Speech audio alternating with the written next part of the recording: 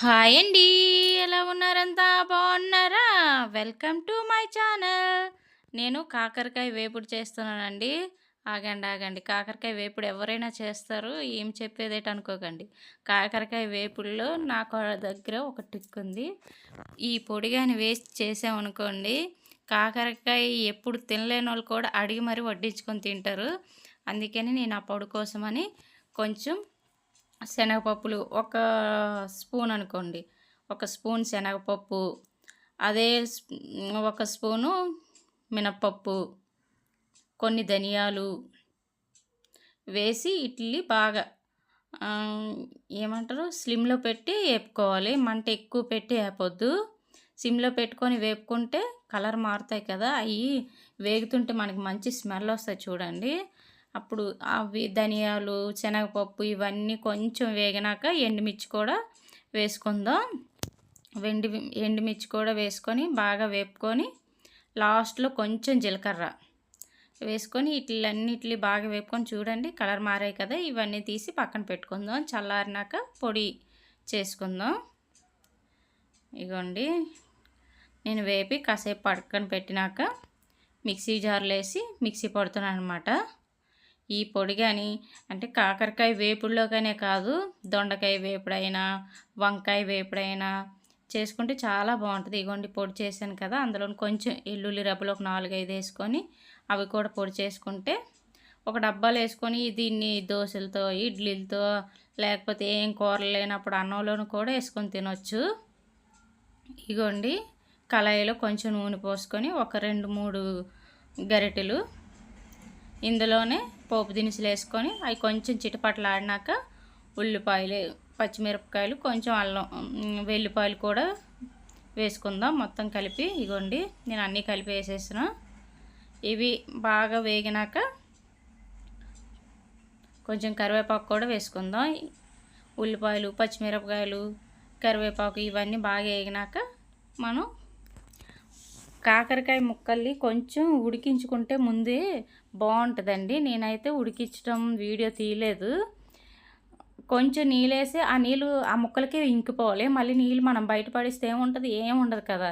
అందుకని ఆ ముక్కలకి ఇంకిపోయినట్టు కొంచెం నీళ్ళు పోసుకొని ఉడికించుకుంటే ఒక 2-3 నిమిషాలు బాగుంటుంది అనమాట వేపుడు. ఇగోండి ఉల్లిపాయ ముక్కలు అవి వేగాయి కదా, నేను ఉడికించి పక్కన పెట్టుకున్న కాకరకాయ ముక్కలు కూడా వేసుకొని వేపుకుంటున్నాను.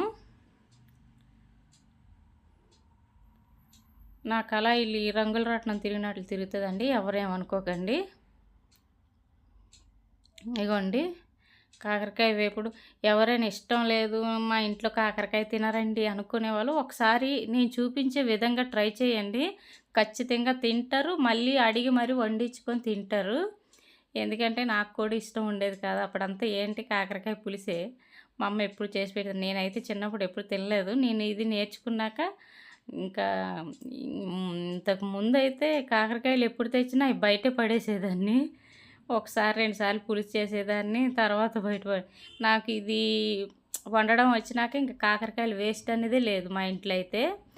ఒకసారి కాకరకాయ పులుసు, ఒకసారి కాకరకాయ వేపుడు ఇలా చేసుకుంటున్నాను అనమాట. ఇగోండి ముక్కలు వేసినాం కదా, కొంచెం పసుపు, కొంచెం ఉప్పు వేసి 1 నిమిషం 2 నిమిషాలు మూత పెట్టుకుంటే కొంచెం మగ్గుతాయి ఇవి. ఉప్పు అది పసుపు పట్టినంత వరకు. ఇగోండి 1 నిమిషం మూత పెట్టుకొని మళ్ళీ తీసి అప్పుడప్పుడు మధ్యలో తీసి కలుపుతుంటే అడుగు పట్టదు, లేకపోతే అడుగు పట్టేస్తుంది, మాడిపోయినట్లు అయిపోతాయి. ఇగోండి మీకు కాకరకాయ అంటే ఇష్టం లేదా? ఎవరికైనా చూసిన వాళ్ళకి ఎవరికైనా కాకరకాయ ఇష్టం లేని వాళ్ళు ఒకసారి నేను చేసే విధంగా చేసి తినండి, చాలా బాగుంటుంది. ఇగోండి వేగిపోయినాయి కదా, నూనె పైకి తేలుతుంది. మనం చేసుకున్న పొడిని ఇప్పుడు వేసుకుందాం. నేను కొంచెం ఎక్కువ పొడి చేసుకొని ఒక మిక్సీ జార్ ఒక సీసాలో వేసి పెట్టుకుంటాను. దాన్ని నేను ఎప్పుడైనా దొండకాయ ఫ్రై కానీ కాకరకాయ మామూలుగా వంకాయ టమాటా అలాగా వండకంట వేపుడు అది చేసినప్పుడు అందులో వేస్తాను.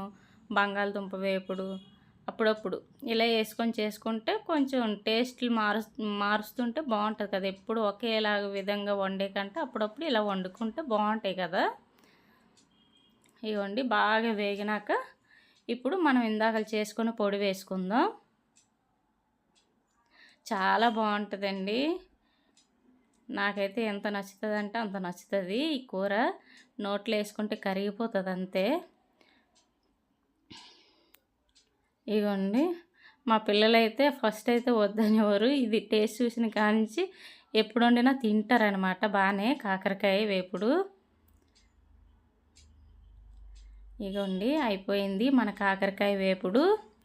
ఈ వీడియో కానీ చూసినట్లయితే ఒక లైక్, షేర్, సబ్స్క్రైబ్ చేసుకోండి. కొత్త వాళ్ళని కూడా కొంచెం ఎంకరేజ్ చేసి ముందుకు పంపించండి, పాత వాళ్ళ వీడియోలే కాదు. ఇగోండి కాకరకాయ పొడి వేసినాక ఒక 2 నిమిషాలు ఇలాగా బాగా వేపుకుంటే ఆ మసాలా మొత్తం పడుతుంది అనమాట ముక్కలకి. ఇగోండి వేపుడు అయిపోయింది. ఇప్పుడు వేడి వేడి అన్నంలో కొంచెం కాకరకాయ వేపుడు కలుపుకొని తింటే ఉంటుంది. అబ్బా ఆ రుచే వేరు. ఇగోండి నేను తింటున్నా, మళ్ళీ నేను తినలేదు అనుకుంటారేమో.